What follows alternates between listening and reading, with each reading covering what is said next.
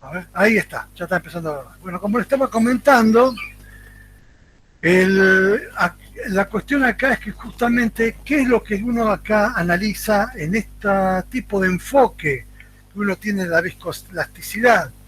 Bueno, es la forma como uno trabaja la concepción de los modelos en la física contemporánea. Los modelos generalmente no es la única forma de dividirlo. Hay varias divisiones, en epistemología se trabaja de otra manera, pero aún lo que sería lo que se llama un grano grueso, como dicen los anglosajones, los modelos, la forma de modelaje se puede definir en modelos macro fenomenológicos, o sea que no tiene una relación en sí con el fenómeno físico subyacente, sino que uno toma al objeto de estudio como una caja negra. ¿Eh? Y en base a tomarlo como una caja negra, elabora un modelo. ¿Eh? Que es el caso de la viscoelasticidad que se emplea en este equipo. Y otro puede ser los modelos ab initio o microscópicos. Bueno, nosotros modelos ab initio no vamos a hablar. Modelos ab initio de una manera del comportamiento del citoesqueleto del glóbulo rojo. Así que nosotros solamente nos vamos a dedicar a modelos fenológicos macroscópicos. O sea que no tiene nada que ver, o sea, yo tomo al glóbulo rojo como una cajita negra. ¿Eh? Hecho esa aclaración, bueno, una cuestión muy importante que yo vamos a definir bien, esto es una definición, de alguna manera, para una aclaración, ¿eh?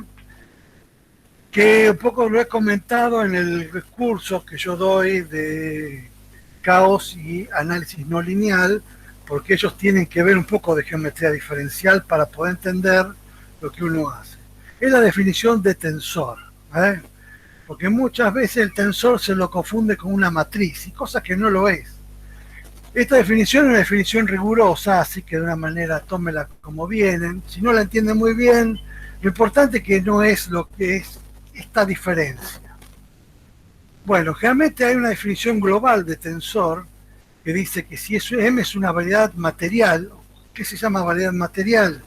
Es una variedad que se dice localmente euclídea. ¿Eh? Una variedad es, imagínenlo como una superficie. Y esa variedad se define un objeto geométrico que se lo llama el fibrado tangente. Entonces un tensor es una aplicación que va del fibrado tangente a los reales, que tiene la propiedad de que es bilineal. O sea que es lineal en los dos argumentos. Por ejemplo, este que está acá es el tensor de campo electromagnético, escrito en forma global. ¿Qué ventaja tiene la escritura global? Que yo no necesito no me preocupo por la geometría del espacio en la cual lo voy a aplicar. Por ejemplo, en este caso está sobre una variedad riemanniana. Bueno, muchos no saben lo que es una variedad riemanniana, pero bueno, es una cosa medio rara. ¿Eh? Y es lo que nosotros usamos mucho, lo que usa mucho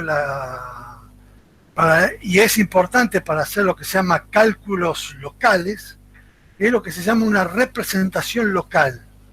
¿Eh?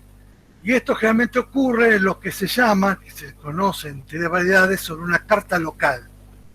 Bueno, si yo represento al tensor en una carta local, me queda esta forma que está acá, el tensor del campo electromagnético. Lo importante a tener en cuenta, y como muy bien dice acá, el tensor no es una matriz, o sea que es algo importante. La representación local es una matriz, pero el tensor como ente geométrico no es una matriz. Es una aclaración importante a tener en cuenta. Bueno, entonces vamos al tema de cómo uno enfoca la deformación. ¿Eh? Hay dos formas de enfocar la deformación de un cuerpo en la cual yo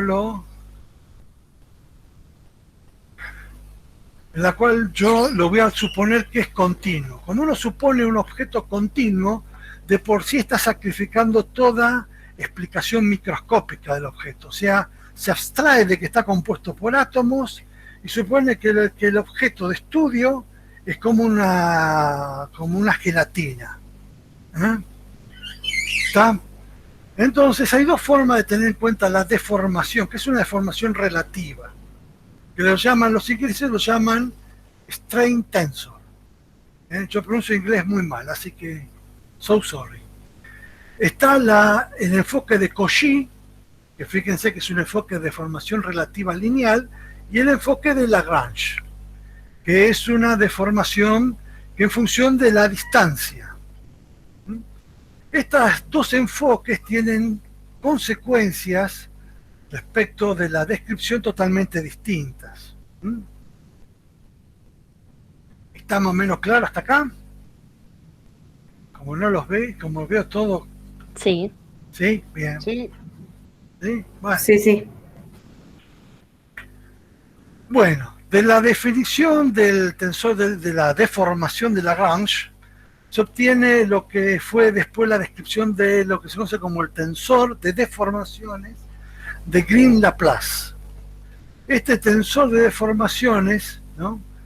Supongamos que yo tengo una situación en la cual yo tengo un cuerpo dado y tengo pequeñas variaciones en este cuerpo, o sea, pequeños movimientos, hago una transformación de un punto A un punto que lo ocurre un poquito, eso me va a producir una diferencial de distancia, está escrito acá, estoy usando el convenio de Einstein, no pongo la suma porque estoy usando el convenio de Einstein. Esto sería para acá, para el objeto con una dada geometría, y el objeto después de que yo le apliqué un esfuerzo y se ha deformado y ha cambiado su geometría. Bueno, justamente cuando uno conecta estos dos cambios de estos diferenciales que tengo acá, estos diferenciales que corresponden a esas variaciones de longitud de las tres dimensiones, los puedo conectar. Si ustedes se fijan acá, esto no es más que sería como un cambio de coordenadas. Los puedo conectar como si fuera un cambio de coordenadas. Entonces, esa visión de conectarlo así, de verlo de esa manera, estas dos personas, se le ocurrió definir el tensor de Green-Laplace de esta forma. Ellos dijeron, bueno, conecto la variación de distancia del objeto deformado menos la variación de distancia del objeto antes de deformarse. Trabajando un poquito, llegan a esta expresión que está acá, en la cual aparecen los famosos, estas cosas que son como si fuera, entre comillas, unos cambios de coordenadas. Y le queda esta expresión del tensor de Green-Laplace. ¿Qué ventaja tiene el tensor de Green-Laplace? Es que si yo estoy en un cuerpo rígido, el tensor de Green-Laplace es cero, es nulo. Esa es la gran ventaja que tiene. ¿Qué desventaja tiene? Es que es un tensor de comportamiento no lineal. Por lo tanto, para ciertas cuestiones de la elasticidad, o sea, la mecánica de los cuerpos continuos, me sirve a veces de muy poco. Sin embargo, no sé por qué Evans, que eso después lo vamos a ver, se le ocurrió usar este tensor y no el tensor de Cauchy. Otra descripción, que es la que vamos a ver ahora, que el tensor de Cauchy, el desplazamiento de Cauchy, es no usar ese hecho de los diferenciales intrínsecos en cada cuerpo, sino usar el desplazamiento. Entonces a Cauchy se le ocurrió usar el desplazamiento y en base a eso describió un concepto de tensor en base al desplazamiento, en la cual acá tiene la descripción de los distintos componentes del tensor y qué representa, ¿no? Acá estamos viendo, bueno, las tensiones de corte, los desplazamientos de corte, etc. Bueno, acá está todo descrito, es bastante descriptivo la figura que puse, y tiene un pequeño problema. Si yo tengo un cuerpo rígido, lamentablemente el tensor de Cauchy no es igual a cero. Entonces el tensor de Cauchy tendría que trabajar siempre en sistemas de coordenadas de tal manera de que no me aparezcan los fenómenos de desplazamiento. Pero tiene una buena característica, es lineal.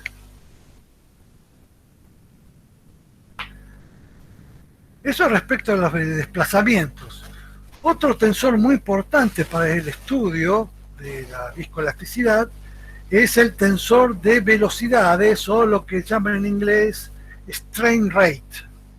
¿Eh? ¿Que ¿Cómo lo puedo pensar el strain rate? Bueno, puedo hacer lo mismo, que puedo pensar que dado que yo tengo que somos que el cuerpo tiene un campo de velocidades, es decir, cada punto del objeto de estudio continuo se está desplazando con una cierta velocidad que va a depender de la posición en la cual yo lo estoy evaluando. ¿Eh? No, o sea, no depende del tiempo, es estacionario en el tiempo, pero depende de la posición las velocidades. Sería unas velocidades relativas. Entonces, yo puedo esto llevarlo a un pequeño diferencial, hago una cuestión, entonces las pequeñas variaciones de velocidades de cada punto del objeto material, yo las puedo expresar de esta manera. Bueno, esto que tengo acá es un tensor de características no definidas. Bueno, si ustedes se acuerdan de álgebra, todo tensor se puede poner como suma de un tensor simétrico más un tensor antisimétrico, ¿verdad? Bueno, cuando yo hago esa descomposición de tensor simétrico y antisimétrico, la parte simétrica del tensor de velocidades respecto de la posición, o sea, estas derivadas parciales que están acá, es lo que se conoce como el tensor de velocidades o el strain rate. Es este que está acá. La componente antisimétrica está asociada generalmente con la rotación y que a mí mucho no me interesa.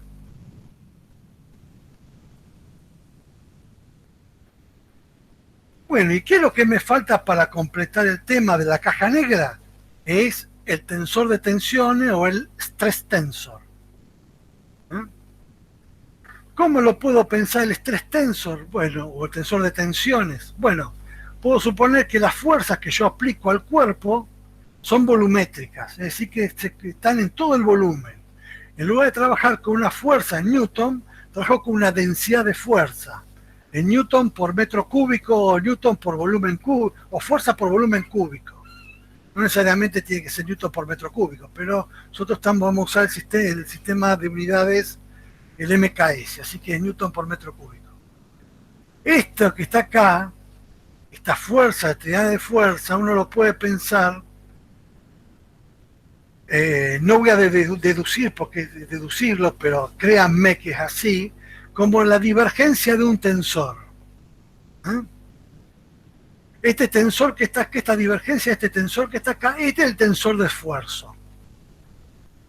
Entonces yo lo que hago ahora, hago la magia del famoso teorema de Green, una entidad volumétrica me pasa una entidad de superficie, entonces la proyección respecto de la normal del tensor de tensiones, o sea, la normal a la superficie límite, es lo que es el esfuerzo lo que se llama el esfuerzo superficial, que está acá expresado. Las componentes del tensor de tensiones están relacionadas de alguna manera con los esfuerzos que uno está trabajando. Las componentes desde la diagonal principal son los que se conoce con el nombre de esfuerzos normales, que generalmente son presiones. Pero como no es una presión, porque una presión es independiente de la dirección. Si ustedes se acuerdan de mecánica de lo que vieron de los primeros años de la licenciatura, la mecánica del fluido, una presión no depende de la dirección. Acá sí me puede llegar a depender de la dirección, porque yo tengo un objeto que es un cuerpo elástico, donde yo mando el esfuerzo, puede ser diferente en cada uno de los ejes. Entonces no es una presión. También, además de los esfuerzos normales, tengo los esfuerzos de corte, o lo que llaman mutuamente en inglés simple shear.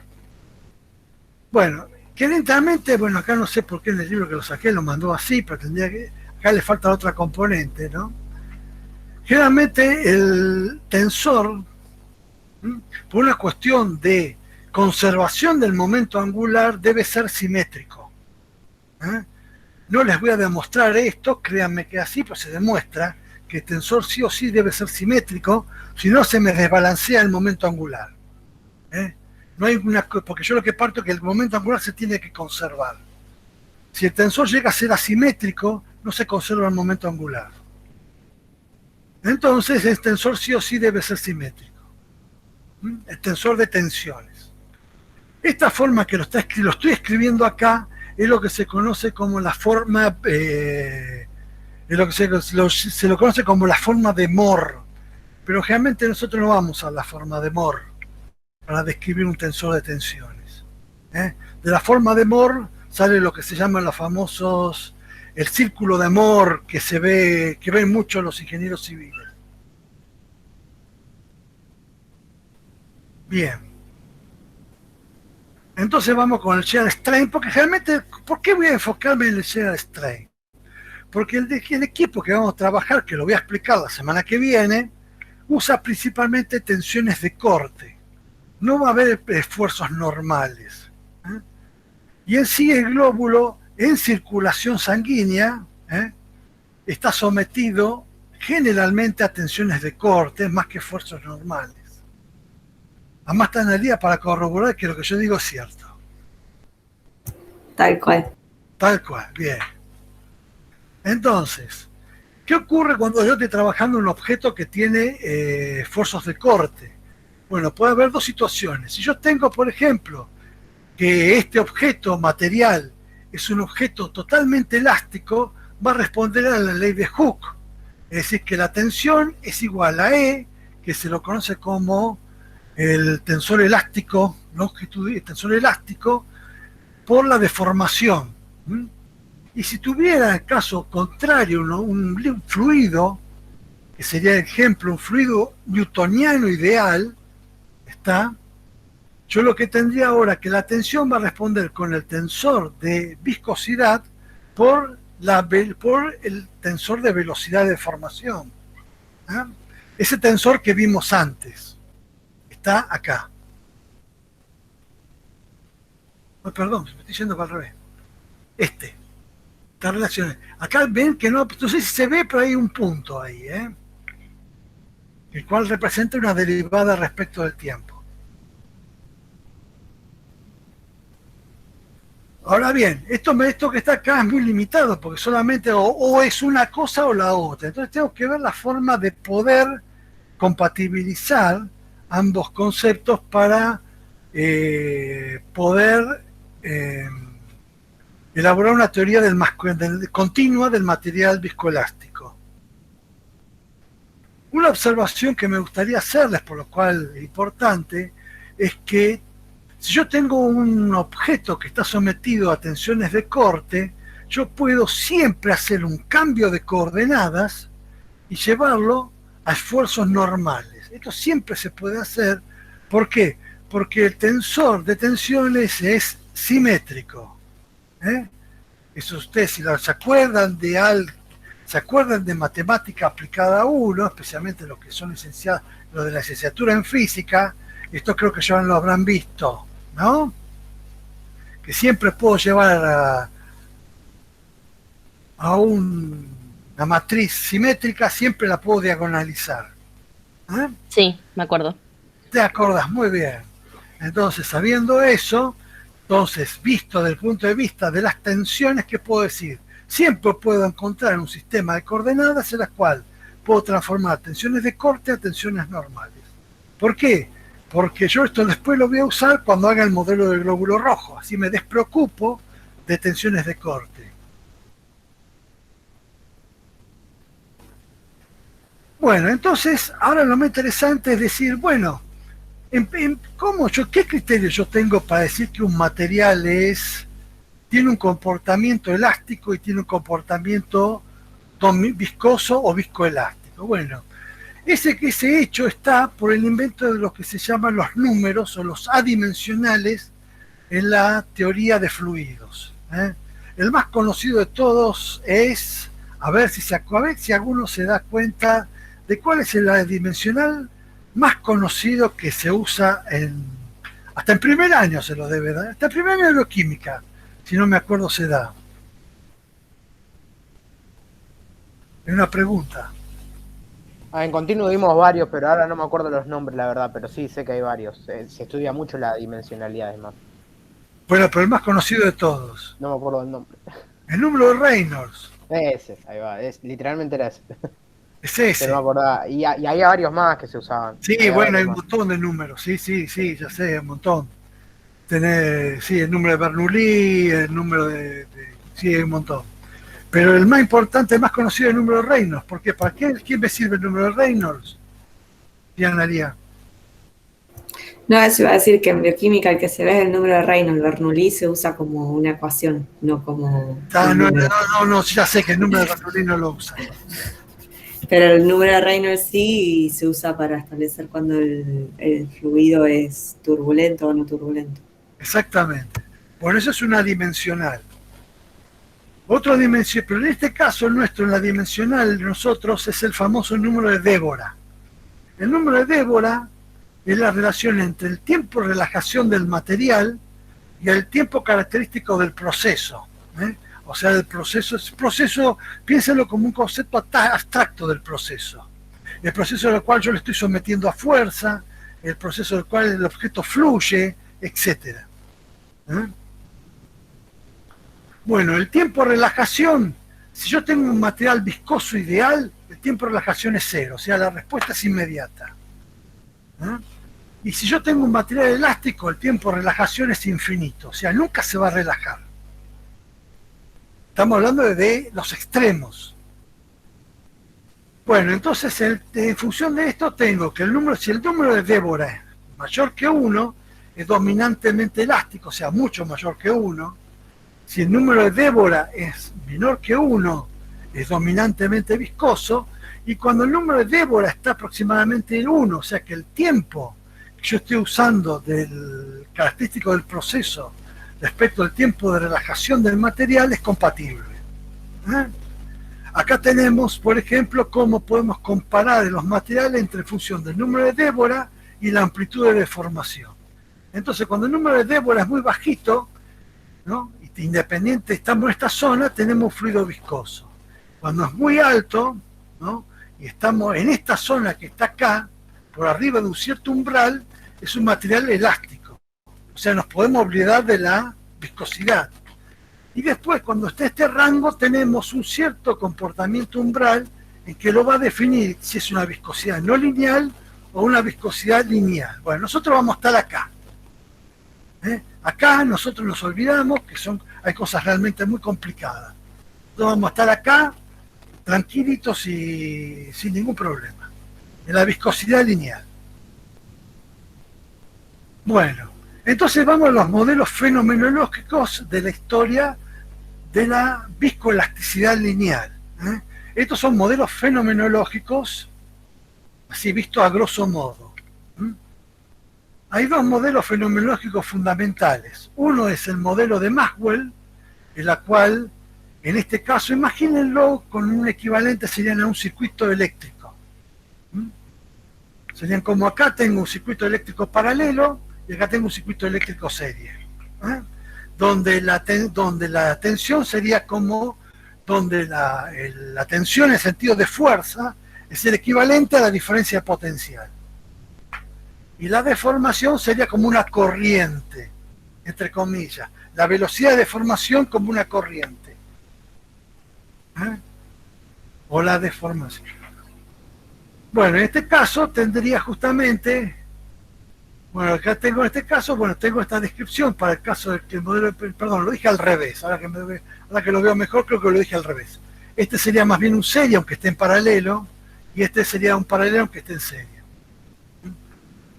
Bueno, en este caso las tensiones se van a sumar, sería como sumar corrientes, y en este caso lo que se suma son las deformaciones. En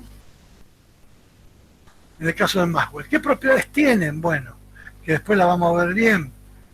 La característica que tiene esto es que esto que tengo acá, si yo quisiera rigurosamente hablar, tengo lo que se llama un polo en cero. Cuando uno tiene un polo en frecuencia cero, como este caso que está acá, significa si yo genero una deformación, es permanente esta deformación. O sea que no se restituye. En cambio, el modelo de Boyd, o Kelvin-Boyd, no sé, pero vamos a ver que no es totalmente cierto, que este es más bien el modelo de Boyd, el de Kelvin es otro, pero mucha literatura lo llama Kelvin-Boyd, no sé por qué. En este caso, la característica tiene que si yo lo someto al material a un esfuerzo, este se restituye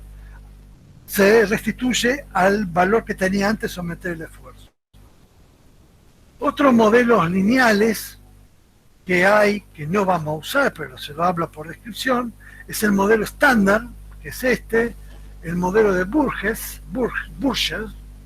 y el modelo de Maxwell-Pickhurst. Es el otro modelo que está, Maxwell-Pickhurst.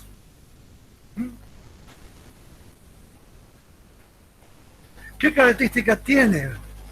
Bueno, como ya acá le estoy hablando, cuando yo lo someto a una deformación, el modelo de Maxwell, primero la fuerza, primero hace una respuesta de como si estuviera duro y después la resistencia va disminuyendo.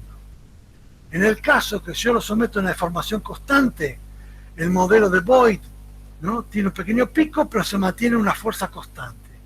Y el modelo, este es el verdadero modelo de Kelvin, que corresponde al modelo que, si ustedes se fijan en la página anterior, era el modelo estándar. Fíjense, cuando yo lo someto a una fuerza, tiene una resistencia y después relaja, pero se queda con una deformación definida, muy parecido acá. Ahora, cuando yo lo someto a creep, o llamado fluencia, o a tensión, o a esfuerzo constante, eso es creep, ¿no? O sea que yo la fuerza en el tiempo tiene este comportamiento, o sea, yo lo someto a un esfuerzo y después se la quito. En el caso del modelo de Maxwell queda con una deformación permanente, ven cómo va la deformación evolucionando. En el caso del modelo de Boyd tiene este comportamiento, ¿no? ¿Ven? Y cuando le quito la relajación tiene esta forma, relaja, ¿eh? Fíjense, acá está la fuerza. En cambio, en el modelo de Kelvin, cuando yo lo someto a un esfuerzo, lo primero que ocurre es una deformación abrupta, va creciendo hasta obtener su punto de equilibrio, y después cuando relaja acá, relaja también con una forma muy parecida a esta. Nuestro modelo es este, el modelo de Boyd, está acá. Que es el que va a estar afectado en todos los estudios de glóbulos rojos, por lo menos hasta ahora.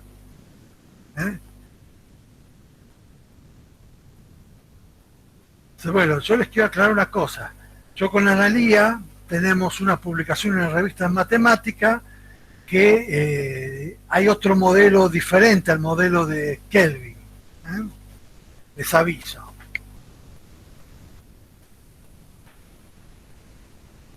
Bueno, entonces, a veces se dice el aspecto de una manera fenomenológico de parámetros concentrados. Es lo que se llama comúnmente parámetros concentrados. Es decir, que yo puedo ¿qué se llama parámetros? Por ejemplo, parámetros concentrados, en lugar de tomar un tensor, ponerle que está distribuido la característica de elasticidad en todo digamos así, en todo el material, yo agarro y digo no. Me tomo un parámetro concentrado que sería el coeficiente de elástico longitudinal, o ¿cómo lo llamaban? El E, bueno, no me acuerdo más, y lo pienso como estoy todo concentrado en una sola cosa. No necesito trabajar de una manera con algo del poco, dependiendo de dónde me esté ubicando. Si yo quiero hacer la función de dónde me estoy ubicando, eso se llama modelo de parámetros distribuidos. Bueno, ya para tener que trabajar con un modelo de parámetros distribuidos, tenemos que trabajarlo como un fluido. Entonces hay que recordar un poco de los fluidos, ¿qué son los fluidos ideales? Bueno, un ejemplo de fluido ideal, ¿cuál puede ser? El gas ideal. ¿Quién? Otro ejemplo de fluido ideal. Cuya ecuación tengo en este caso, en el caso del gas ideal, no existen tensiones de corte. Por lo tanto, no existen tensiones de corte. El tensor de tensiones, ¿qué es? Es solamente la presión. Y más aún, no solo la presión, sino que aparece una delta de Kronecker acá. O sea que la diagonal principal son todos iguales, que es la presión. Si yo estoy recordando cómo es la ecuación de gases ideales, tengo que efectivamente tengo esta situación. ¿Pero qué cuestión tiene el gas ideal? Los gases ideales son compresibles. Y ese es el pequeño problema. Y yo no estoy trabajando ese tipo de cosas. Entonces va a suponer que el fluido es incompresible, como por ejemplo un líquido. Entonces, en el caso de los líquidos incompresibles y no viscosos, o sea que no tiene viscosidad, ¿qué característica tiene? Que además tengo presiones, no hay tensiones de corte, porque justamente es un fluido no viscoso. A no ser viscoso, no hay tensiones de corte. Entonces, ¿cómo caracterizo eso? Además de decir que la viscosidad es cero, es que la densidad se me mantiene constante. La densidad del fluido, al no ser compresible, se mantiene constante. ¿Qué consecuencia trae eso? Que la traza del tensor viscosidad es igual a cero. Entonces vamos a ver un poco esta situación. ¿No? En el caso de otro tipo de fluidos, que son los fluidos newtonianos, que es el otro caso del fluido, ¿no? O sea, además de, supongamos un fluido que no es incompresible, pero es newtoniano, bueno, en esa situación, además de tener la presión, ahora tengo los esfuerzos de corte que están afectados con un tensor que se llama tensor de viscosidad. En el caso de un fluido viscoso ideal, este tensor que está acá no aparece y se pone un coeficiente directamente, que es el coeficiente de viscosidad. Pero ahora me aparecen las velocidades de corte. Entonces, un fluido viscoso sí está sometido a tensiones de corte. Pero como es incompresible, de vuelta, la traza del vector de los desplazamientos es igual a cero. Una observación, cuando uno está usando el tensor de Cauchy para trabajar estas cosas, es la compatibilidad que hay entre fluidos incompresibles y sólidos incompresibles. ¿Por qué? Porque yo tengo un sólido incompresible, ¿qué va a ocurrir? La traza del vector de deformaciones es igual a cero. Estamos trabajando siempre con el tensor de Cauchy en este caso. La traza del tensor de deformaciones, ¿qué es? Es la suma de las componentes de la diagonal. Si yo sumo estas componentes, me aparece este tipo de cosas acá, las deformaciones normales. Esta deformación es normal, esta que está acá, es proporcional a la variación del volumen relativa del volumen. Y esta variación relativa del volumen es igual a cero, por lo tanto, delta B es igual a cero. Si yo ahora de estas variaciones de longitud que tengo acá, asociado a cada una de estas componentes del tensor de Cauchy de velocidades, lo llevo de esta forma, como un hecho de una evolución temporal, ¿no? Entonces me queda que la traza de esto, esta traza, la puedo escribir de esta manera sacándole el delta t como factor común. Como esto es igual a cero y el delta t es arbitrario, lo que es igual a cero es esto. Por lo tanto, es compatible el hecho de que un sólido sea incompresible, ¿no? Con el hecho, lo puedo compatibilizar que sus velocidades relativas, si yo lo estudio de manera temporal, sean equivalentes a un fluido ideal incompresible. Yo puedo hacer esa compatibilidad. ¿Para qué me sirve todo esto? Para lo que vamos a ver ahora, que es el modelo de Evans, que fue formulado en 1970. El modelo que da el comportamiento, que es la base del reómetro erisocitario, es la teoría base del reómetro erisocitario, por lo cual uno obtiene los parámetros que lo vamos a ver la semana que viene. Si podemos, si no la otra semana. Hagamos de cuenta que yo tengo un glóbulo rojo, ¿no? Él pudo encontrar de que una manera, él pudo demostrar de que la deformación del glóbulo rojo, cuando uno someta a tensiones de corte, ¿no? O sea, esfuerzos de corte debido a un fluir sobre un sustrato, el glóbulo, él demuestra que la deformación de eso es como si el globo se transformara en una elipsoide. Entonces, como un elipsoide simétrico, a mí me basta verlo sobre el plano principal del elipsoide. O sea, no me tengo que preocupar de otra cosa. Entonces, viéndolo como si yo viera el glóbulo desde su plano principal, que tengo parte en reposo, lo veo como una circunferencia, como una proyección de una circunferencia.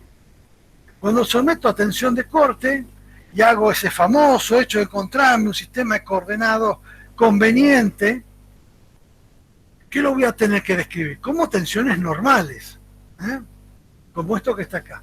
Entonces el glóbulo, dado que yo lo voy a suponer al glóbulo como si fuera un sólido incompresible, por lo tanto es una deformación incompresible,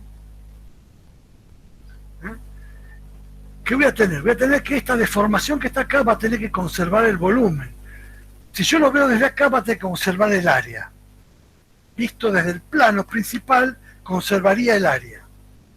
Bueno, por una cuestión histórica, yo estoy usando como A3 y A1 las mismas nomenclaturas que usa el paper de Evans. No sé por qué él llamó A3 al eje menor y A1 al eje mayor. Al semieje menor y al semieje mayor. Si manteniendo esa nomenclatura, la cosa me queda así, glóbulo deformado. Una aclaración muy importante es que uno está trabajando con lo que se llama la tensión superficial, porque lo voy a tener en cuenta que esto es como un fenómeno de superficie, o sea que atañe al citoesqueleto, no atañe a lo que le pasa adentro. Yo supongo que el glóbulo es como un huevo crudo. Adentro el bicho se puede moldear, pero afuera es más difícil. Como es una tensión superficial, las unidades son newton por metro, no newton por metro cuadrado como que si fuera una tensión. Esto es una aclaración muy importante. Entonces, yo puedo definir dos adimensionales de formación para definir ese famoso, ¿se acuerdan? Matriz de cambio como si fuera una matriz de cambio de base, antes y después de deformado. Bueno, lo puedo definir de esta manera, con dos coeficientes, lambda 1 y lambda 2, de esta forma, la deformación de los ejes principales de la elipse. Entonces me construyo mi famosa matriz A, y en base a construir mi matriz A, Evans usa el tensor de Green-Laplace, o sea, construye esto. O sea, no usa el tensor de Cauchy. He intentado leer la publicación y no da una explicación de por qué él usa el tensor de Green-Laplace. No tengo una idea por qué usa esto y no el tensor de Cauchy. La cuestión es que por ahora es el paradigma aceptado.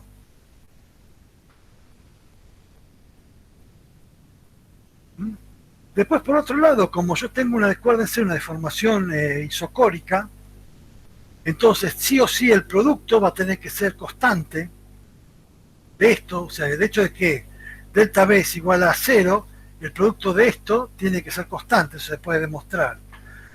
Lo tomo como valor de norma igual a 1, porque estos son adimensionales, así que evidentemente si yo multiplico este por este, dado de que la superficie se tiene que conservar, este producto de este por este sí o sí me tiene que dar a 1.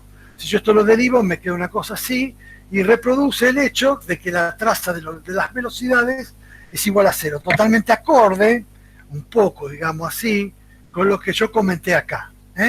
Fíjense que yo tengo un sólido, entre comillas, que después vamos a proponer que es viscoelástico, pero es un sólido incompresible. No es un fluido. Pero esto es compatible con lo que yo había explicado acá. ¿Ven? Acá y acá. Bueno, entonces, si yo lo considero un material viscoelástico, o sea, un continuo viscoelástico, va a tener una componente elástica, o sea que el esfuerzo va a ser la suma de una componente elástica y una componente viscosa. La componente elástica, bueno, no como un fluido newtoniano, sería más que como un fluido newtoniano, la componente viscosa sería como un fluido newtoniano. Pero en sí es un sólido viscoelástico, no es un fluido. aunque Evans lo pone así, yo no estoy de acuerdo con lo que está escrito en el paper. Para mí es un sólido viscoelástico. Entonces tenemos la tensión acá, la tensión elástica, ¿qué va a ser? Va a ser la componente de justamente de la presión, más justamente el hecho de la deformación elástica. Donde acá esto se lo llama, este es el módulo elástico superficial, que viene dado en newton sobre metro, y no en newton sobre metro cuadrado, como es normalmente cuando uno trabaja con material elástico. En el caso de la tensión viscosa, bueno, este sí sería, viene dado, aparecen las velocidades, y viene dado en unidades de newton segundo sobre metro. Entonces se llama módulo viscoso superficial. Entonces, reuniendo estas dos cosas, me queda que la tensión viene dada de esta manera. Este sería mi modelo en parámetros distribuidos de mi material viscoelástico. Entonces ahora, recordando que yo estoy trabajando con, voy a trabajar siempre en un eje de coordenadas que tengo solo tensiones normales, por tanto las tensiones de corte las puedo ignorar totalmente. Si yo describo las ecuaciones con los bla, bla, bla, bla, bla, me quedan estas dos lindas ecuaciones que están acá.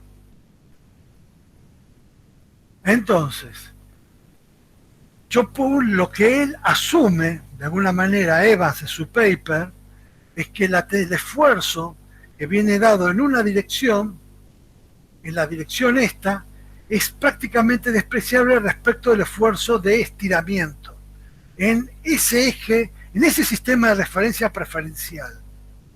Entonces lo que uno puede hacer bajo esas situaciones es, al dado de que esta ecuación que está acá es igual a 0, yo puedo despejar la presión interior que yo no la conozco, porque esto es una incógnita más a mi problema. Si yo pongo esto como una condición de vínculo y definiendo a lambda de esta manera, trabajando un poquito algebraicamente, me queda esta ecuación. Está acá. La tensión superficial es proporcional a la tensión de corte por lambda. Entonces finalmente me queda esta ecuación que está acá. Esta es la ecuación en parámetros distribuidos fenomenológica del comportamiento del citoesqueleto del glóbulo rojo.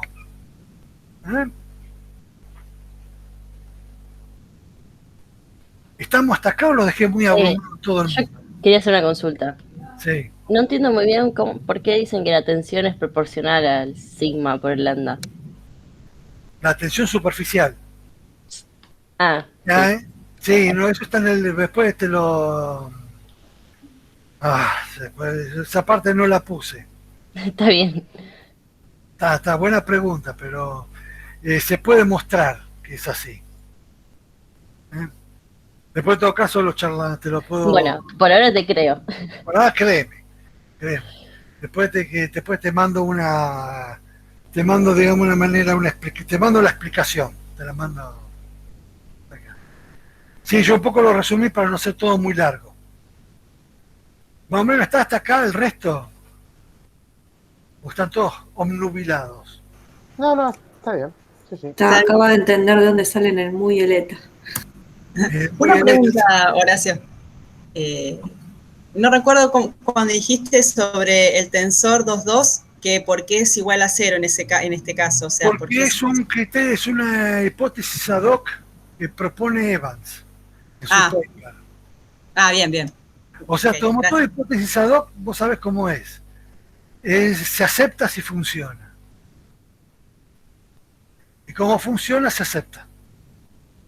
Él dice, vamos a proponer como hipótesis ad hoc tal cosa. Y yo digo, wow, ¿qué voy a hacer? Yo acá no voy a hacer descubrimiento de la teoría. Yo trato de interpretar el paper. ¿Estamos? Bien, gracias. Está. Bueno. Si vos descubrís por qué, después explicarme. No, medio improbable. Estamos. Bueno, entonces queda esta la ecuación que rige el comportamiento del tema. Es una ecuación no lineal, una ecuación diferencial no lineal. No quiere decir que no se puede integrar, pero a mí no me interesa la integración de esta ecuación, sino me importa dos casos particulares. El caso en el cual yo lo someto a carga y el caso de relajación. Son los únicos dos casos que me importan. A mí no me interesa la solución general de esta ecuación diferencial no lineal.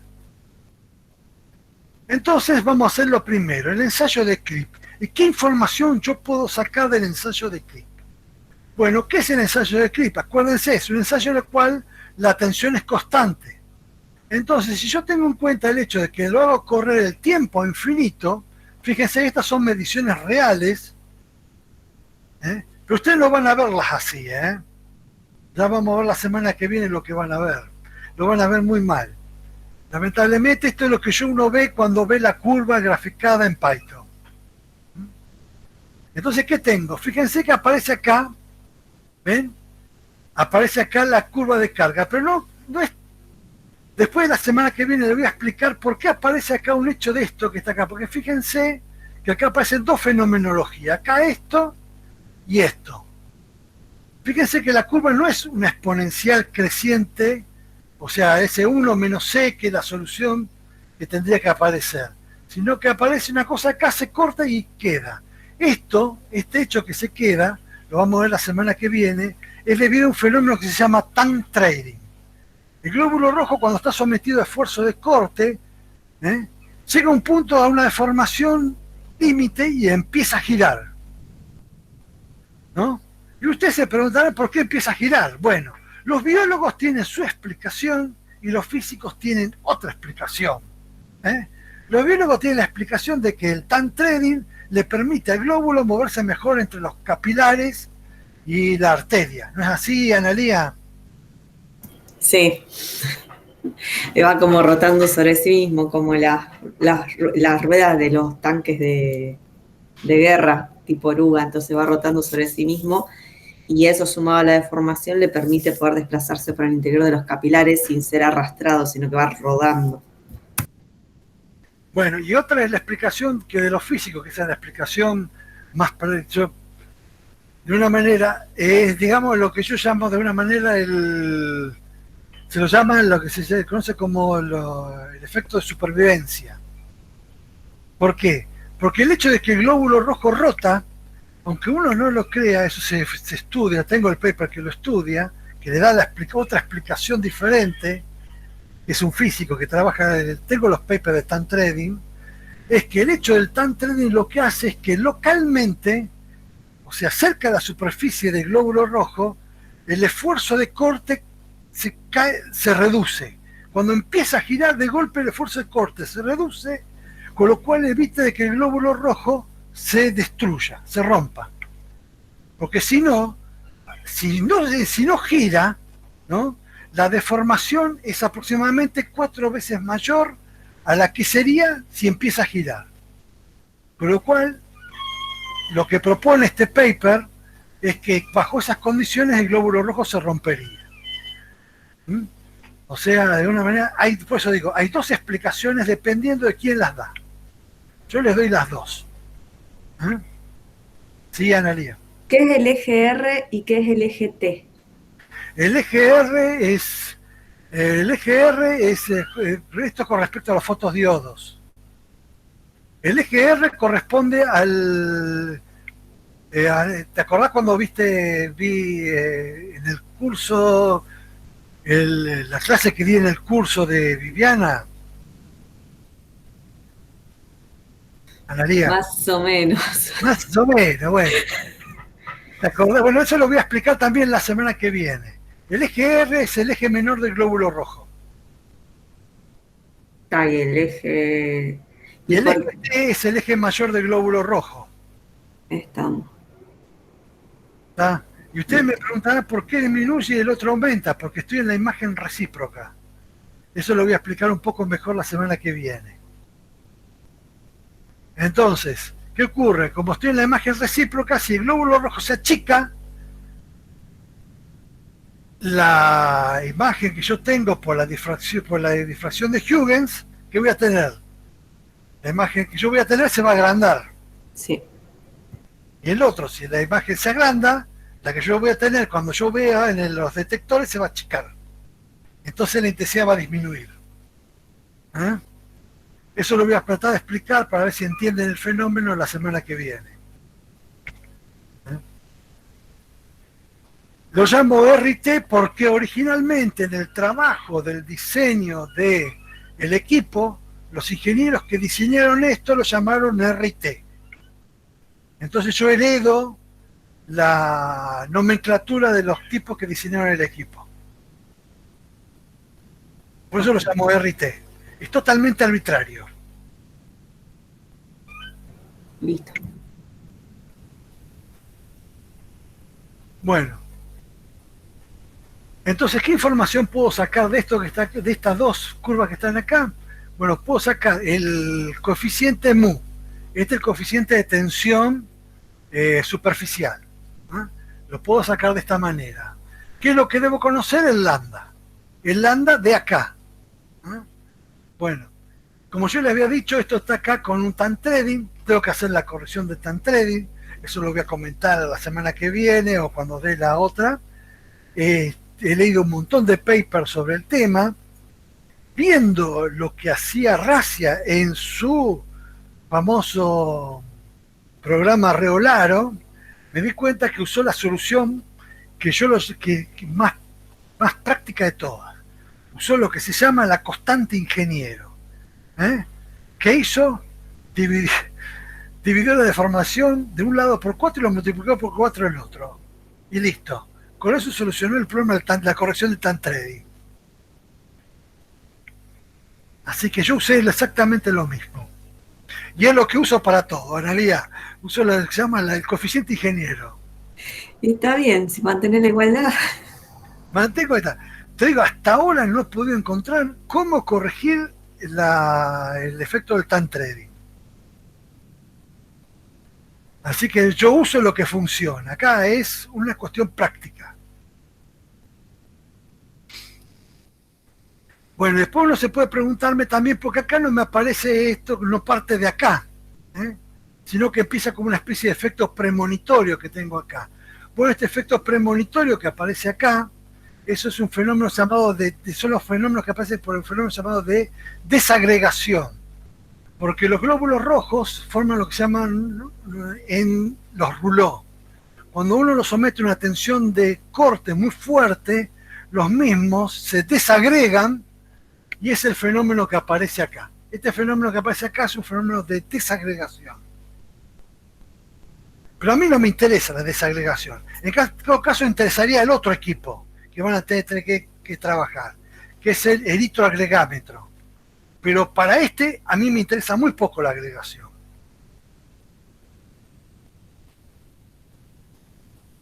¿Qué hace? ¿Considerar la curva? ¿Despreciás esos primeros puntos? No, o sea, lo que me importa es lo que pasa a t igual a infinito. Ah, o sea, lo que te importa es hacia dónde llega arriba y hacia dónde llega abajo. Exactamente. El comportamiento se llama asintótico. No me interesa lo que pasa en el medio, para obtener este parámetro. O sea que lo tomás desde que ya terminó de subir o desde que ya terminó de bajar. De bajar, exactamente. Bien. Para para el mu. Y ahora me falta el Sí, eta. para el mu. ¿Cómo obtengo el eta? Bueno, obtengo para el caso de una descarga. Supongo que el glóbulo inicialmente estaba deformado y lo dejo relajar. Es decir, que le quito el esfuerzo de corte. Y lo dejo relajar. Bueno, acá tengo, esto está en miles, pero esto está la escala acá está... la escala está en miles, es arbitraria. Acá no está la escala en segundos. Para que se den una idea, el tiempo de relajación es del orden de los 60 milisegundos. O sea que es bastante rápido. Entonces parto que tiene una deformación inicial, parto de que quito el esfuerzo, entonces lo que me queda, solución, si obtengo la solución de la ecuación diferencial con condición inicial distinta de cero, me queda una solución de este tipo, donde acá aparece el lambda, que ese sí lo puedo obtener, y fíjense que yo ahora lo que puedo hacer por regresión lineal, porque yo obtengo una serie de puntos, puedo obtener de esta curva que está acá, puedo en su forma logaritmo, ¿qué va a ser? La pendiente del logaritmo de esta curva, donde acá esto tendría que estar en segundo y no en las unidades que estoy poniendo, ese error lo voy a tener que corregir para el futuro. Esta, la pendiente, es la inversa del tiempo de relajación.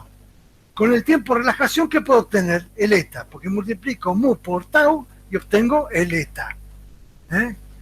Y entonces ahí yo obtengo empíricamente el tiempo del eta. Y con esos dos parámetros obtengo los parámetros estacionarios del glóbulo rojo, de una descripción, digámoslo así, fenomenológica. O sea, yo no sé qué le pasa al citoesqueleto. ¿Estamos? Porque mi modelo no es ab initio. Mi modelo es fenomenológico. ¿Está claro? Pero con este modelo fenomenológico puedo hacer descripciones y es de obtener explicaciones que son las que se estudia actualmente. Como la diabetes, y después no me acuerdo más, y otras más que no me acuerdo. Hipertensión, anestesia, Hipertensión, dislipidemia, todas. la talasemia, tenés razón. Dislipidemias también. Ah, cierto. Sí, cuando uno tiene excesivo colesterol. Habría que estudiar dislipemia, como tengo yo, con poco colesterol, a ver qué pasa. A ver qué pasa. Bueno, yo también yo tengo 110 miligramos por decilitro. Ese es un problema del hígado, anda mal el hígado. Bueno, esto hasta ahora es la que sería la viscoelasticidad de una manera estacionaria. Entonces vamos a pasar a lo que sería la viscoelasticidad compleja o el estudio dinámico de los comportamientos dinámicos del glóbulo rojo. ¿Qué características? ¿Para qué estudio el comportamiento dinámico? Porque el comportamiento dinámico me da la correcta idea de cómo se comporta el glóbulo en circulación. Aunque yo voy a hacer un ensayo con una tensión de corte de evolución sinusoidal, pero es como una simplificación, me puede dar una idea, o de alguna manera me puede elaborar comportamientos que tienen, de lo cual sería el comportamiento del glóbulo si estuviera en circulación sanguínea, bajo latido. O sea que da detalles adicionales. Los ensayos en el eritrodefórmetro, en el reómetro eritrocetario, se hacen con tres frecuencias características, con 0,5 Hz, 1 Hz y 1,5 Hz, que corresponde a 30 latidos por minuto, que es cuando uno está durmiendo, los latidos se reducen a 40 por minuto, 30 es por una cuestión de diseño del equipo, 60 latidos por minuto sería cuando una persona está sentada, ¿no? Son 66 en realidad. Y 75 latidos por minuto que corresponde, o sea, 1,5 Hz a una persona que está caminando. Eso supongamos una persona sana. No vamos a suponer que la persona tenga arritmia, efecto del sedentarismo que produce aumento de los latidos cardíacos, etcétera, etcétera. Supongamos que sea una persona sana que vive en el campo, por lo cual ya hay cada vez menos.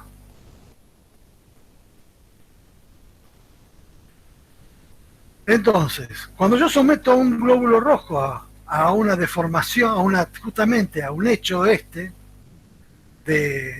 sinusoidal, acá está puesta a esta tensión que tengo acá, la tengo acá escrito, se produce una diferencia relativa entre la tensión y la deformación, que es el ángulo delta. Esta diferencia relativa entre la deformación y la tensión a la cual yo lo estoy aplicando. En el equipo, la tensión es un dato que uno ya conoce. Y lo que uno va a estudiar, uno ve usando la difracción de Fraunhofer, de Huygens, de Fraunhofer, y con lo que uno toma del adquisidor de datos, del sensor, es la deformación. ¿Y cómo evoluciona dinámicamente esa deformación? Bueno, ¿cómo la puedo trabajar yo teóricamente? Bueno, la deformación de lesión de corte Y lo voy a trabajar de esta manera. Yo puedo trabajar con la parte imaginaria, de la variable compleja, o sea, la descripción compleja, lo mismo que la deformación, que tiene una desfasaje delta, está acá, y en función de esto, lo que yo obtengo, conociendo el mu, o sea, conociendo este parámetro, porque este parámetro yo lo obtengo de los aspectos estacionarios, defino lo que se llama el módulo complejo de deformación, el coeficiente complejo, que es este que está acá, ¿no? O sea, después de esta manera obtengo este, que tiene, la parte real es mu por el coseno de delta, y la parte imaginaria es lo que se llama G', y la parte imaginaria G2 puntos, que es mu por el seno de delta. Este es lo que se llama el coeficiente complejo elástico longitudinal, ¿eh? Que caracteriza el comportamiento dinámico del glóbulo rojo. Así como obtengo este, puedo obtener su equivalente, que se llama el coeficiente complejo de viscosidad. Pero no voy a trabajarlo ahora de la forma como yo lo trabajé acá, lo voy a tener que trabajar de forma cruzada y dividirlo por omega. Omega es dato, porque es la velocidad angular de la deformación. Esta prima es G segunda sobre omega y esta segunda es G' sobre omega. Entonces ahora obtengo de esta manera. El módulo de este número complejo es directamente mu sobre omega, ¿eh? Que está relacionado con lo que sería equivalente a eta, que uno ya conoce. ¿Por qué tiene esa característica? Porque, por ejemplo, si yo tengo un sólido elástico, el desfasaje es 0. Si tengo un líquido totalmente viscoso, el desfasaje es 90. Y si tengo un viscoelástico, tiene un valor de delta, ¿eh? ¿Por qué tiene este comportamiento de esta forma que está acá? Yo lo escribí y no lo escribí como se me ocurrió escribirlo el otro. No hago directamente G sobre omega. Bueno, hay un motivo. Hay un motivo, y no sé si ustedes, no sé si antes se daba, antes cuando yo era auxiliar de matemática 3 yo lo daba, pero no sé si lo dan, que se llaman las relaciones de Kramers-Kronig, de la variable compleja. A ver, los estudiantes de la licenciatura, ¿ustedes la dieron eso? No, no me suena para nada. Para nada. No, tampoco. No, Tampoco, no. bueno. No, pues yo daba, antes de irme a Francia, yo daba matemática aplicada 1 y daba esas relaciones. Bueno, pues hay algunas relaciones que tienen que tener los números complejos particulares para que no aparezca una serie de contradicciones. Por eso se reformula de esta manera tan rara el coeficiente complejo de viscosidad. Pero bueno, por ahí hay una razón por la cual tiene que ser. Entonces, hay algo que uno puede interpretar físicamente de todo esto. ¿Qué es esto? Es la energía que se disipa por ciclo, por ciclo de excitación. Esa energía que se disipa por ciclo de excitación, si yo la integro acá entre 0 y el ciclo, por ejemplo de esto, de sigma por gamma punto, esto que está acá es la energía que se disipa por ciclo. Si yo reemplazo por los valores complejos que tengo acá, por los valores complejos, por lo que sería ahí, obtengo esto. Fíjense que G segunda, que tengo acá, me da una idea de la energía que se disipa por ciclo. Es decir, que el glóbulo rojo, cuando se está moviendo dentro de sin circulación, dado que hay una energía que se produce por ciclo debido a su comportamiento viscoelástico, en teoría, si no pudiera disiparlo a la sangre, el glóbulo rojo empezaría a calentarse. ¿Y qué pasa? Cuando una proteína se calienta, se cocina, ¿no? Por un fenómeno muy milagroso, el glóbulo rojo disipa su energía por ciclo y se mantiene siempre un fenómeno isotérmico. Pero esto es crucial cuando yo hago ensayos in vitro y no in vivo. Por lo tanto, el sustrato al cual yo tengo que hacer el ensayo in vitro debe ser un material tal de que me disipe esta energía para que el glóbulo no se me empiece a cocinar.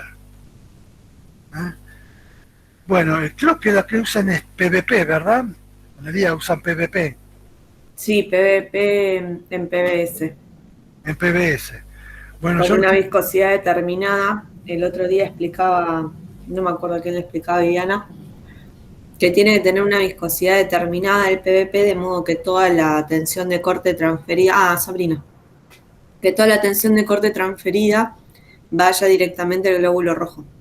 claro, Entonces se prepara primero el PBS que sea isotónico, que no te lo reviente, y después se le agrega el PVP y se mide la viscosidad a la temperatura a la que uno va a medir, para que tenga una viscosidad determinada, de modo que te proteja el glóbulo rojo, pero que también que no, el PVP no sea disipador de energía, sino que sea, disipador de fuerza, sino que sea transmisor de fuerza. claro. Así sería el término físico.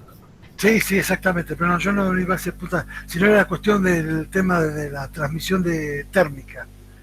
Creo que supongo que debe tener un coeficiente de transmisión térmica bastante lo suficientemente elevado para evitar que el glóbulo rojo se empiece a calentar.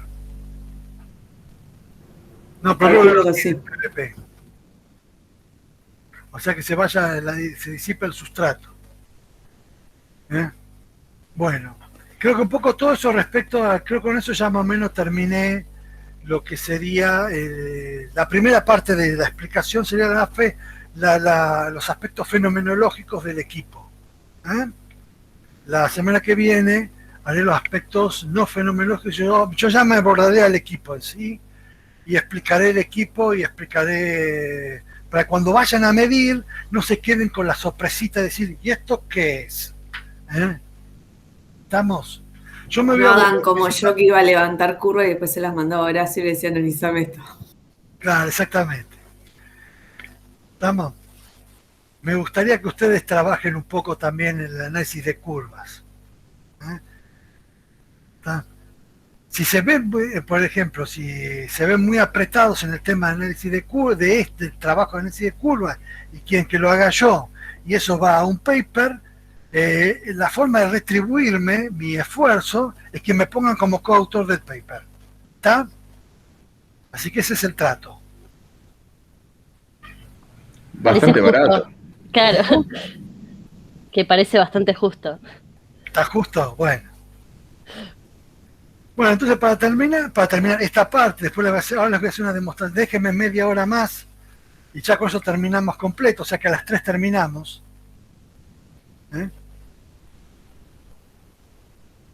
Ve que para terminar, lo más importante de todo, bueno, esta es una cuestión, ¿qué es un físico? Un físico es un conjunto de átomos que se estudia a sí mismo. ¿Eh? Es la moraleja de todo esto.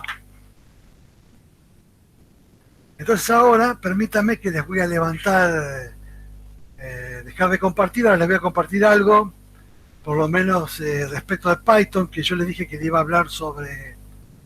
Tengo acá una notificación en Telegram. Les voy a compartir ahora un cuaderno Python, un cuaderno Jupyter. Un minuto que lo voy a levantar. Más o menos quedó claro hasta acá todo lo que expliqué. ¿Mm? Sí, sí. Está, Sí, por mi parte Sí. también. está por el menos. Está bien, por ahí hay algunas cosas que quedaron ocultas, como por ejemplo cómo calculo la tensión superficial, pero bueno, después se los mando. Acá está. Sí, a mí me perdiste con la matemática, pero no importa. Me tengo Claro, que sí, sentar a verla tranquila. exactamente. Bueno, la semana que viene no te vas a perder con la matemática, porque es poca matemática.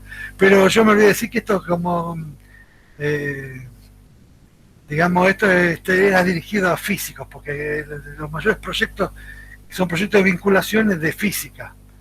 ¿Eh? Sí, está perfecto. ¿Está? Pero por lo menos te das cuenta que es complicado que deducir todo esto, ¿no? La verdad que sí. La verdad que sí. Bueno.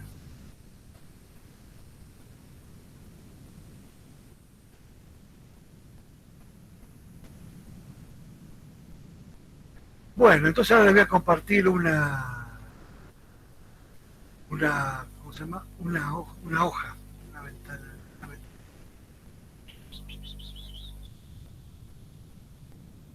cancelar, ¿no? Una pestaña. Pensá que todo esto está haciendo alfa. Bueno, a ver si se ve. Bueno, ahí estoy compartiéndole una pestaña. Sí, se ve. ¿Se ve? Bueno, eso que ustedes están viendo ahí es lo que se llama Jupyter. Jupyter es un entorno de programación en Python que permite ensayar lo que previo a trabajar con los que se llamaría, que es lo que se conoce con los scripts. El script es un archivo en formato texto que tiene escrito en UTF-8, que tiene, ¿cómo se llama?, proposiciones en Python, o que se llama sentencias.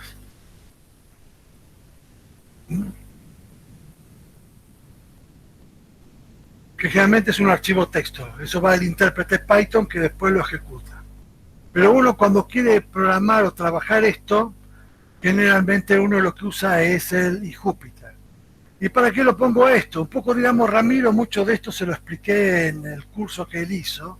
Ustedes, como no hicieron mi cursito, se los voy a explicar cortamente. Pero como todo lo que desarrollo lo tengo hecho en Python, así que luego comento rápidamente qué es lo que uno trabaja. Bueno, acá en Python lo que voy a trabajar son con dos que se llaman módulos de código. Generalmente la forma barbárica de llamarlo es librería. Pero librería es un lugar donde hay libros. Y la correcto castellano, la traducción de library, es biblioteca. Pero como acá aceptamos por vagancia de lenguaje, aceptamos que los módulos de código los llamamos librería. Así que como yo no voy a unir, así que estas son las librerías. Esta queda clara, ahí está la aclaración. Ahí acá estoy importando dos librerías, la Pandas, que es para análisis de uso de series temporales, y la Matplotlib, que es para gráficas. Realmente la Pandas usa la Matplotlib, por eso la tengo que importar.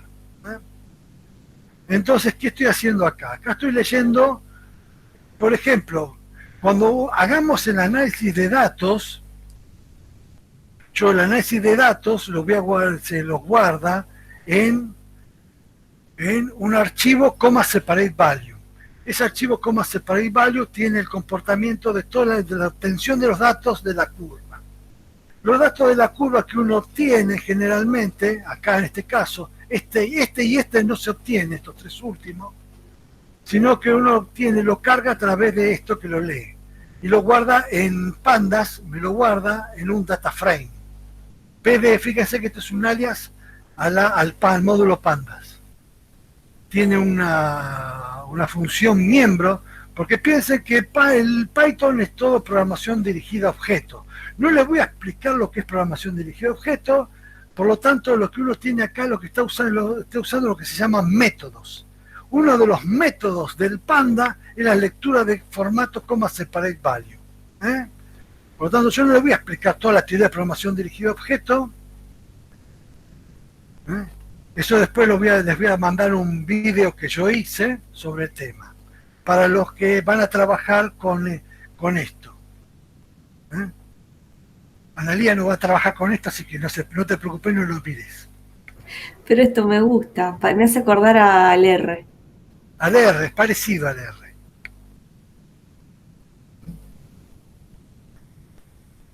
Entonces, yo justamente leo, este es el archivo, va a estar separado, este es el separador, porque el separador del CBS puede ser la coma, punto y coma.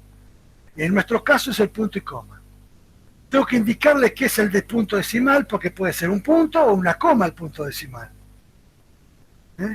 Y acá, este es el archivo índice. ¿Por qué? Porque si yo no le coloco esto es archivo, fíjense que el que está haciendo acá no aparece 1, 2, 3, 4, sino que aparece esto. Esto que está acá, se lo conoce con esta primera columna que a mí me indica, o funciona como archivo, como índice, es lo que se llama clave primaria. Un data frame tiene lo que se llama una clave primaria y clave secundaria. Esto se hereda de la teoría de base de datos. Ahora yo les voy a hacer una pequeña preguntita para ver si lo saben o si tienen un prejuicio. ¿Alguien me puede decir qué es una base de datos? un lugar donde hay almacenados datos. Sí, eso es. Todos creen. Yo pienso lo mismo. No, Bien. clasificados, a ver, una base de datos. Florencia no, Sabrina. Sí, son datos con una cierta característica. A ver, vamos a ver lo otro que fue. Y Ramiro. No, Ramiro, creo que algo describía. No, olvidé por Ramiro, porque algo le expliqué a Ramiro. ¿Quién me falta? Yo, Ah, pero, Jeremías. yo, pero lo que pensaba ya lo dijeron, así que. Ah, bueno. Primero, una base de datos es una colección de tablas. ¿Mm? Eso es una base de datos, primer detalle. Es una colección de tablas. Y una colección de tablas en la cual están, de alguna manera, tienen un formalismo, están formalizadas a través de la teoría de los conjuntos parcialmente ordenados. Hay una teoría matemática que me permite, si yo la tabla la construyo con lo que se llama clave primaria y clave foránea, yo puedo trabajarlo como conjunto ordenado parcialmente. Y en base a esa teoría se generan los motores de base de datos. ¿No? Eso es una base de datos. Es una colección de tablas construida de una manera particular a través de una clave primaria y secundaria que está formalizada a través de la teoría de los conjuntos parcialmente ordenados. Eso es una base de datos. ¿Mm? Cosa rara, ¿no? Sí. Bueno, el data frame es una tabla que tiene una clave primaria, que es el índice. El índice puede ser numérico, puede ser un índice numérico, como puede ser un índice que puede ser un string. ¿Cómo se llama? Sabrina, llamamos string, se llama en Python, string, para aquellos que no lo saben, a una cadena de caracteres. Bueno, eso es un string. Bien, gracias. Bien, entonces, ese es el archivo índice. Entonces acá la clave primaria, ¿qué característica tiene que tener una clave primaria? Es que no puede tener índices repetidos. Si no, no es clave primaria, es clave foránea. ¿Estamos? Bueno, en este caso, el data frame, que es lo que lo guarda, porque en R también hay data frame, Analía. Lo que pasa es que en R, la clave primaria es automáticamente, cuando uno genera el data frame, se inicializa automáticamente en un número, en números 1, 2, 3, 4, 5, que me identifican lo que se llama registros. Porque esto que está acá en data frame, las filas se lo llama registros y las columnas se lo llama campos. Sí. En los data frame tiene una nomenclatura diferente a lo que sería una matriz. En la matriz tenemos filas y columnas. Acá tenemos registros y campos. ¿Qué pasó? Bueno, después nos vemos, Mariela. Total, lo que ya viste la mayoría, así que lo que hay es meramente una explicación de esto. Ok, 1.000.000 de gracias, Horacio. Chao, nos vemos. Chao, chao, hasta luego. Bueno, entonces fíjense, cuando hay un registro o digamos, un elemento que falta del data frame, automáticamente se rellena, un dato que no se conoce, se rellena con un elemento en particular de una norma que se llama IEEE 902, que se llama not a number. Que bien que habrán aparecido en Fortran. En Fortran también aparece not a number. Cuando hago una división 0 por 0, es un not a number. Bueno, acá diré que por convención se toma, para el caso de los data frames, se llena, porque vale una norma de la IEEE, del International Electric Engineer, etcétera, que cuando falta un elemento que no se puede leer, se lo llena con un not a number. Ven, acá le aparece. Bueno, ¿cómo yo puedo, como esto que está acá, los campos, fíjense que los campos ahora no tienen cosas, tienen string, números, elementos. Entonces yo, por ejemplo, puedo, definirme otro data frame que la cual contenga paciente y tau, pongámosle. Tau es el tiempo de relajación del glóbulo rojo, de un conjunto de pacientes sanos. ¿Eh? ¿No? Y me genera otro data frame, y lo puedo dibujar con el box plot. Esto se lo llama, claramente se lo conoce como gráfico de caja bigotes, o en inglés box plot. ¿Para qué me sirve el box plot? Porque el box plot también me da una idea, sin hacer un test de ANOVA, si efectivamente todo esto que está acá pertenece a la misma población. ¿Eh? Entonces yo puedo decir de que no hay diferencias significativas entre los ensayos. Por ejemplo, no hay diferencia significativa entre los pacientes Carolina, Esteban, Juan, Ramiro y Soledad, respecto, viéndolo así a grosso modo en el box plot, si yo hiciera un test de ANOVA. Entonces pertenecen a la misma población. Es decir, cuando yo hablo de población, hablo en el sentido estadístico, de la estadística descriptiva. Para eso tienen que ver mi video que está en YouTube. No que pertenece al mismo, o sea, el tipo este puede ser Carolina, puede ser negra, Esteban puede ser puede ser asiático, y Juan puede ser, qué sé yo, caucásico. Estamos, yo no en ese sentido me estoy refiriendo. O Carolina puede ser, qué sé yo, italiana, Esteban puede ser chanqui, y Juan puede ser argentino. No en ese sentido. Población estadística. En ese sentido me estoy refiriendo. ¿Está? ¿Quedó claro, no? Eso es lo que me indica a mí en un primer vistazo el diagrama de caja bigotes o box plot. Por ejemplo, si ahora yo lo hiciera respecto del mu, es el parámetro elástico, ¿no? Respecto de si hiciera lo mismo, para esto me definiera otro, ¿no? Hiciera lo mismo, caja bigote, encuentro lo siguiente, ahora respecto del mu, tengo que lamentablemente, fíjense que aparecen elementos totalmente desconectados. Entonces yo puedo decir de que este y este, puedo en un test de ANOVA, puedo decir de que estos dos pertenecen a la misma población, pero estos no pertenecen a la misma población que este. ¿Está? Entonces tengo que hacer lo que se llama un pruning, o sea, una poda de datos. ¿Está? Hacer pruning es bastante artesanal, no es tan automático. Hacer pruning de datos. Pruning viene de poda, pero pruning en inglés es podado, sería el pasado participio. ¿Tá?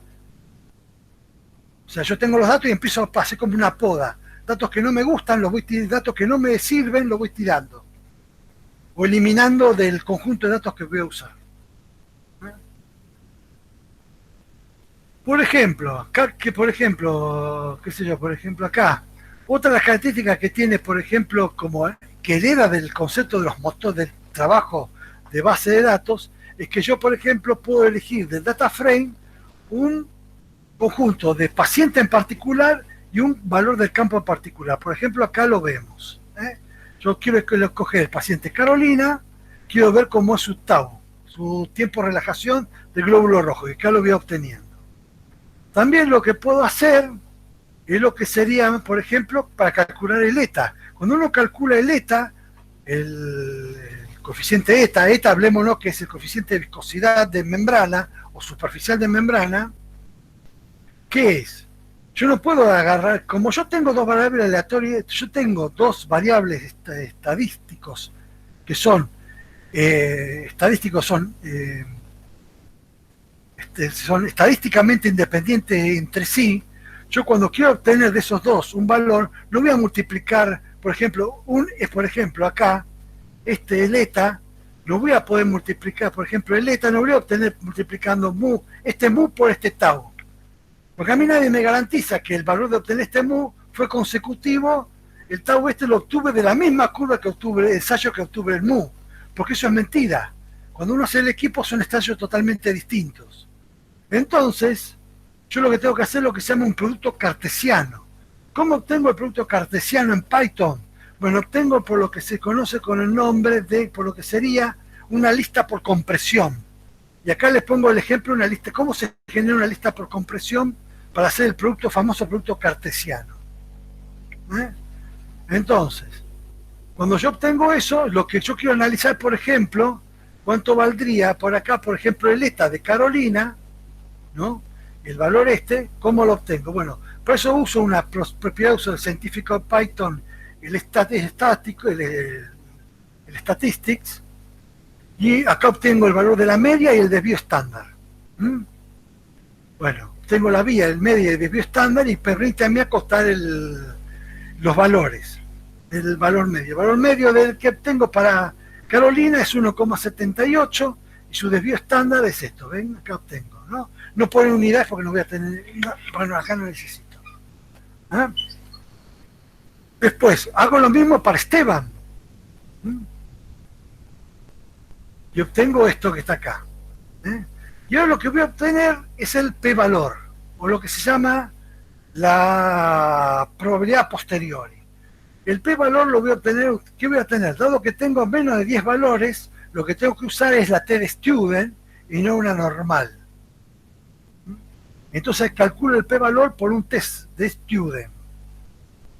Que el coso la tiene, se llama t-test, ¿no? Entonces voy a comprobar si hay diferencia significativa entre Carolina y Esteban en el ETA.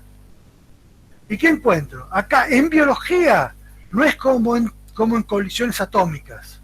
En colisiones atómicas se considera un descubrimiento si la diferencia que hay es, ellos ya lo trabajan como sigma, es mayor a 7 sigma. Entonces se dice que es un descubrimiento.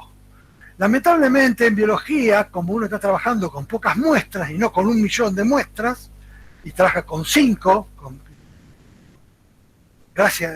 suerte trabaja con 5, entonces se toma que hay un descubrimiento si el p-valor es menor al 5% o a 0,05. Entonces se dice que diferencia es significativa. Bueno, fíjense que en este caso hay dos formas de tener diferencia significativa. Si se asume que hay homocedasticidad. ¿Qué significa homocedasticidad? Significa que yo asumo de que las muestras pertenecen a la misma población. O sea que el valor de la varianza de la población es la misma.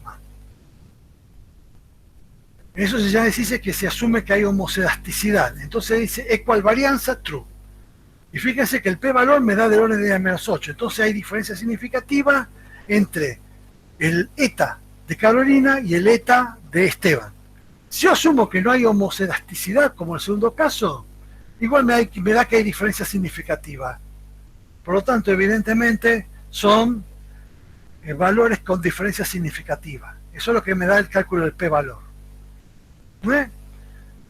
Y eso ustedes lo van a tener que hacer. Así que más o menos acá les digo más o menos cómo es el tema. ¿Está claro más o menos lo que le espera? Sí, más o menos. Más o menos, bueno. Con la práctica lo van a ir aprendiendo. Por eso es una cosa más rápida. Bueno, ahora les voy a compartir una última... Horacio, una consulta. Sí. Ahí cuando hace el t-test, porque vos antes tenías el ETA de Esteban y el ETA de Carolina con un desvío estándar determinado. No, ya está, no dije nada. No. Sí, los valores con los que vos calculaste esos desvíos estándar de Carolina y de Esteban, perdón, esas medias de los ETA para Carolina y para Esteban, ¿tenían desvío estándar? Sí, sí tienen desvío estándar. Míralo, acá está, media desvío estándar. Claro, pero para calcular esa media, los valores que surgen para calcular esas medias son valores únicos, sin desvío. No, los valores que yo obtengo son del producto cartesiano. Está, listo, ya me ubiqué. Lo que yo te había mostrado, ¿te acuerdas cuando hacíamos Sí, lo hacemos con el Excel. Con el Excel, bueno, eso se llama producto cartesiano. Sí, ya me ubiqué. Ya está. Perdón, porque es un término que te va a confundir. No, estoy bien, no hay problema. Pero los físicos me entienden.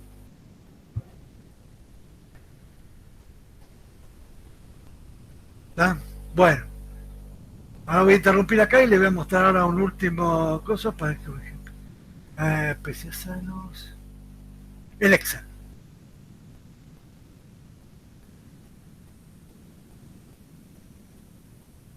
Hasta ahora nosotros vimos, ahora voy a compartir una pestaña una última pestaña. Ahí, si me dejan voy a compartir otra pestaña más, total. Una pestaña cara.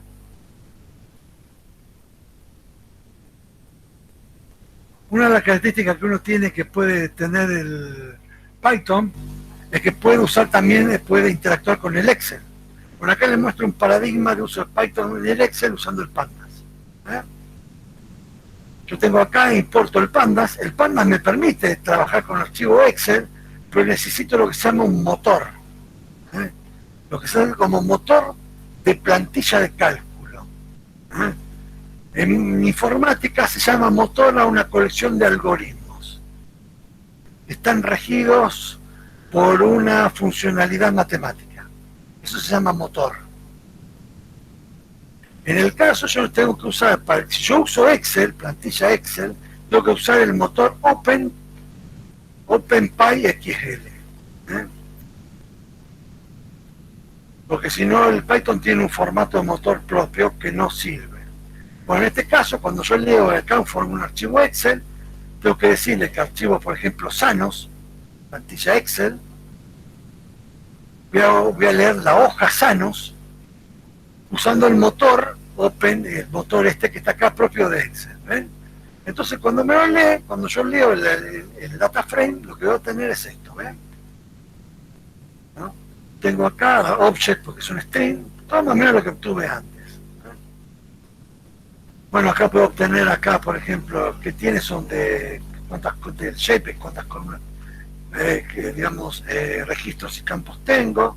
Bueno, etcétera. Fíjense que obtengo más o menos lo mismo que obtenía antes. ¿Ven? Y puedo agarrar, si yo quiero, puedo agarrar de la plantilla Excel, ¿no? Y puedo esto que está acá y puedo guardar esto, puedo guardarlo como un archivo separate value, ¿no? De esta manera, como está acá. Listo. O sea, puedo procesar archivos Excel y llevarlos a CSV o directamente procesarlos con el data frame. Más o menos como hicimos antes. Si no quieren usarlo, pongámosle que ustedes intercambian, yo les mando, pongámosle que yo agarré no son duchos en el tema y les mando el archivo Excel. Ustedes pueden trabajar en el Python, hacer análisis de la curva usando eso que está ahí. Y por último, me permite un último, antes de terminar. Ahora voy a interrumpir esto. Voy a poner un último que está acá.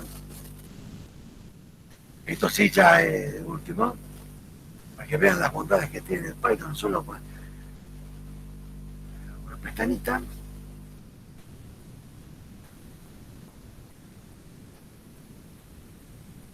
A ver si aparece. Está ahí. Y acá voy a usar justamente, acá estoy usando un motor de base de datos, que es el SQLite 3. Acá sí estoy trabajando con una base de datos. Estoy usando lo mismo, fíjense, estoy usando un SQLite. La base de datos está en un archivo que se llama Sanos Device. Hay una forma que usan conectores, se puede usar un conector. Acá lo que hay que saber es el lenguaje SQL para poder trabajar con la base de datos. Yo tengo la mayor parte de los trabajos de los datos que le pasé a Márculo, los tengo en una base de datos. O sea, lo tengo y no la tengo en SQLite, lo tengo en MySQL, que es más complicado todavía. ¿Estás en el día que escuchaste? Sí, acá estoy. Bueno, después si querés te los paso, probate que sabes MySQL. Y bueno, aprendemos. Aprendemos.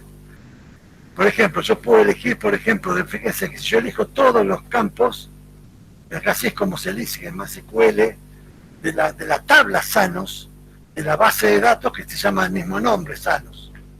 Pero esta es una tabla. Y me queda una cosa larga. Si yo quiero elegir una serie de campos en particular, pacientes muy tau, de la tabla Sanos se lo elige de esta manera. ¿Ven?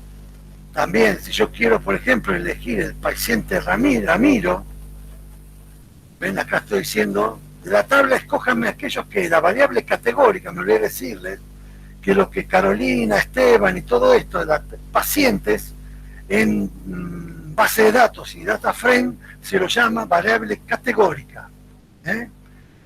¿Estamos? Entonces, voy a elegir un valor de la variable categórica paciente llamado Ramiro. Bueno, y obtengo acá los datos de Ramiro. Por ejemplo, acá ahora puedo guardar, por ejemplo, Ramiro, le puedo guardar su valor de mu, puedo guardar su valor de tau de Ramiro, ¿no? Acá lo tengo, puedo hacer su producto cartesiano y puedo obtener su valor de delta. Exactamente lo mismo que obtenimos con los data frame. O sea, que hay muchas maneras de trabajar. ¿Está? Ok. ¿Ok? Bueno, Perfecto. listo. Entonces nos vemos la semana que viene, el viernes, si pueden. Yo mando a decir si pueden el viernes a la misma hora. Yo los viernes, sí, a la 1, el viernes que viene creo que voy a estar, porque los viernes a la mañana estoy viajando y vuelvo al mediodía a Rosario. Si pudiese ser un poquito más tarde a las 2, mejor porque me da más margen. Bueno, entonces el viernes a las 2. No hay problema. Y entonces yo la explicación mía, en lugar de la semana que viene, la hago la otra, era después de vos, Horacio. Claro, exactamente. Listo. Exactamente. O sea, con la analía van a ver la parte del combón, la parte ya...